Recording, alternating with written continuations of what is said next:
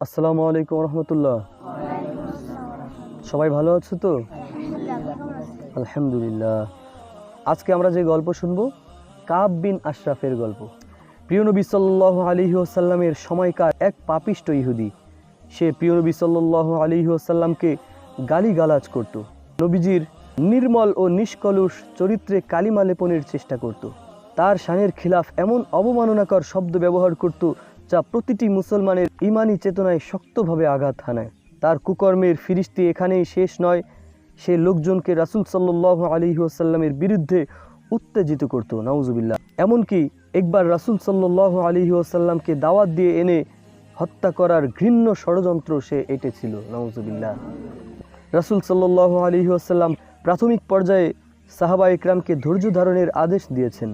কাব ইবনে আশরাফকে সৎ পথে ফিরে আসার অনেক সুযোগ দিয়েছেন, কিন্তু শেষ পর্যন্ত যখন সে অসৎ পথ থেকে ফিরে আসলো না, এমনকি তার অপকর্ম দিন দিন বাড়তে লাগলো, তখন রাসূল সাল্লাল্লাহু আলাইহি ওয়াসাল্লাম তাকে হত্যার নির্দেশ দিলেন। একদিন মহানবী সাল্লাল্লাহু আলাইহি ওয়াসাল্লাম বললেন, তোমাদের মধ্যে এমন কে আছে সে কাব বিন আশরাফকে হত্যা করতে পারবে? কেননা সে আল্লাহ ও তার রাসূলকে অনেক কষ্ট প্রদান করছে। রাসূল সাল্লাল্লাহু আলাইহি ওয়াসাল্লামের কথা শেষ হওয়ার সাথে সাথে মুহাম্মদ ইবনে মাসলামা রাদিয়াল্লাহু তাআলা আনহু দাঁড়িয়ে বললেন, হে আল্লাহর রাসূল, আমি পারব, তবে আমাকে এমন কিছু অস্পষ্ট ও একাধিক অর্থবোধক জব্দ উচ্চারণ করার অনুমতি দিন যা বাহ্যিকভাবে তার প্রশংসা বোঝালেও প্রকৃতপক্ষে আমি অন্য অর্থেই তা ব্যবহার করব। রাসূল সাল্লাল্লাহু আলাইহি ওয়াসাল্লাম তাকে অনুমতি দিলেন। একদিন পর হযরত মুহাম্মদ ইবনে মাসলামা রাদিয়াল্লাহু তাআলা আনহু অভিশপ্ত ইহুদি কাব বিন আশরাফের নিকট গেলেন, বিভিন্ন বিষয়ে আলোচনা করলেন। এক পর্যায়ে রাসূল সাল্লাল্লাহু আলাইহি ওয়াসাল্লামকে নিয়ে আলাপ শুরু হলো। কথা প্রসঙ্গে বলতে লাগলেন, এই লোকটির কথা কি আর বলবো, তিনি তো আমাদেরকে জ্বালিয়ে মারছেন, নানাবিধ কষ্টে নিপতিত করছেন। তার কথায় তো জাকাত সদকা আর দান করতে করতে একদম নিঃস্ব হয়ে পড়ে গেছি, আর এজন্যই আপনার কাছে ঋণ নেওয়ার জন্য চলে এসেছি। মুহাম্মদ ইবনে মাসলামা রাদিয়াল্লাহু তাআলা আনহুর কথায় কাব ইবনে আশরাফ বেশ পুলকিত হলো, খুশি হয়ে গেল। কাব বিন আশরাফ বলল, তবে বন্ধক হিসেবে কিছু রেখে যাও, যতদিন তোমরা ঋণ পরিশোধ না করতে পারবে ততদিন তোমাদের স্ত্রীরা আমার কাছে থাকবে। নাউজুবিল্লাহ। লোকটির অন্তরটা যে কত খারাপ ও অপরিচ্ছন্ন, এই কথাটি তার প্রকৃষ্ট প্রমাণ। কারণে আমরা তা পারছি না। একে তো এর দ্বারা আমাদের আত্মমর্যাদার আঘাত লাগবে, দ্বিতীয়ত আপনি হলেন সুন্দর ও সুঠাম দেহের অধিকারী একজন নওজোয়ান। এরপর কাব বিন আশরাফ বলল, তাহলে তোমাদের ছেলেদেরকে বন্দুক রাখো। সাহাবী বললেন, এও সম্ভব নয়, কারণ লোকজন আমাদের ছেলেদেরকে এই বলে আজীবন ধিক্কার দিবে যে তোমরা হলে ওই সব লোক যাদেরকে 2-3 সের আটার জন্য মানুষের নিকট বন্দুক রাখা হয়েছিল। কাব বিন আশরাফ বলল, তাহলে তুমি কি রাখতে চাও? এরপর সাহাবী বললেন, হাতিয়ারের প্রয়োজন থাকা সত্ত্বেও আমরা আপনার নিকট সেগুলো বন্দুক রাখতে চাই।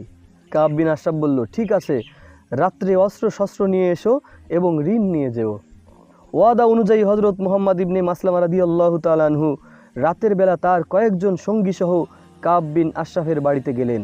অতঃপর তাকে ডাক দিলে সে দুর্গ থেকে নিচে নামতে লাগলো। স্ত্রী বলল, এত রাত্রে কোথায় যাচ্ছ?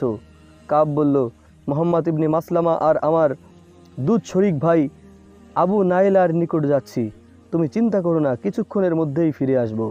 স্ত্রী বলল, আমি এই শব্দে রক্ত উদগীরণের আলামত অনুভব করছি। কাব বিন আশরাফ বলল, কোনো শরীক লোককে গভীর নিশীতে বর্ষা মারার জন্য যদি ডাকা হয় তবুও তার ডাকে সাড়া দেওয়া উচিত। এ কথা শুনে স্ত্রী কথা না বাড়িয়ে চুপ রইল। ইত্যবসরে মুহাম্মদ ইবনে মাসলামা রাদিয়াল্লাহু তাআলা আনহু তার সাথীদের বলে দিয়েছেন, কাব আসলে আমি তার চুলের ঘ্রাণ নেব, যখন দেখবে আমি তার চুল দৃঢ় করে ধারণ করেছি তৎক্ষণাৎ তার মস্তক উড়িয়ে দিবে।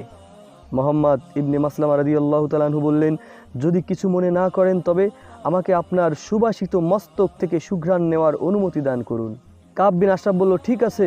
এই কথা বলেই সে মাথাটা সামান্য ঝুঁকিয়ে দিল। মুহাম্মদ বিন মাসলামা ও তার সঙ্গীগণ ঘ্রাণ আস্বাদন করলেন। কিছুক্ষণ পর মুহাম্মদ ইবনে মাসলামা রাদিয়াল্লাহু তাআলা আনহু পুনরায় বললেন, আপনি কি আমাকে দ্বিতীয়বার মাথার সুঘ্রাণ নেওয়ার সুযোগ দিতে পারেন? কাব বিন আশরাফ ভাবল, আমার আজকের সুঘ্রাণটা এদের খুব পছন্দ হয়েছে, তাই মনে হয় বারবার তারা সুঘ্রাণ নিতে চাচ্ছে। এই ভেবে সে ভিতরে ভিতরে খুব খুশি হলো।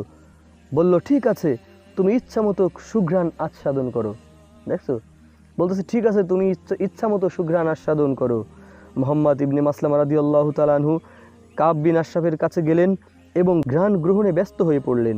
এক পর্যায়ে সুযোগ বুঝে মাথার চুল খুব মজবুত করে ধরলেন এবং সঙ্গীদেরকে ইঙ্গিত দিলেন। শক্ত করে চুল ধরে ফেললেন। সঙ্গীরা তৈরি ছিল। ইঙ্গিত পাওয়া মাত্র একজন ধারালো তরবারির এক আঘাতে কাব বিন আশরাফের মস্তক দ্বিখণ্ডিত করে ফেলল। সুবহানাল্লাহ। প্রিয় বন্ধুগণ, এই ছিল আজকের ঘটনা। ভালো থাকুন, সুস্থ থাকুন। আবারও কোনো না কোনো সুন্দর মজার গল্প নিয়ে হাজির হব ইনশাআল্লাহ। আসসালামু আলাইকুম ওয়া রাহমাতুল্লাহ।